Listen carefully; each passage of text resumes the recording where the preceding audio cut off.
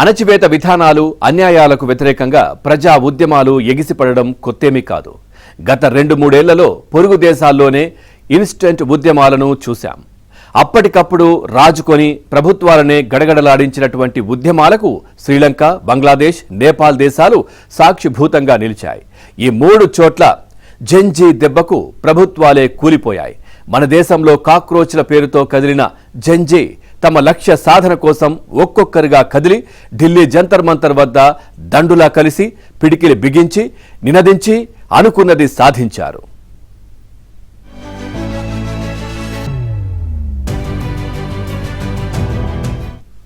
ఎక్కడి నుంచో తమ కోసం వస్తున్న ఆహార పొట్లాలు, మంచినీళ్ల బాటిళ్లను తీసుకోండి అంటూ పోలీసులకు ఇచ్చి ఔదార్యాన్ని ప్రదర్శించారు.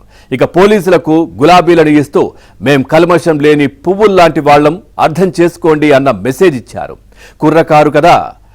కొందరైతే తమలో సహజంగా ఉండే కొంటెతనాన్ని ప్రదర్శించారు. వెళుతున్న పోలీసులను ఉద్దేశించి, ఓ అమ్మాయి, అంకుల్ నన్ను కొడతారా, నేను ప్రోటీన్ షేక్ తీసుకోలేదు, వేగంగా పరిగెత్తలేను అని అంటుంటే వారు నవ్వుకుంటూ వెళ్లిపోతున్న తాలూకు వీడియో క్లిప్ ఎంతో మందిని ఆకట్టుకుంది.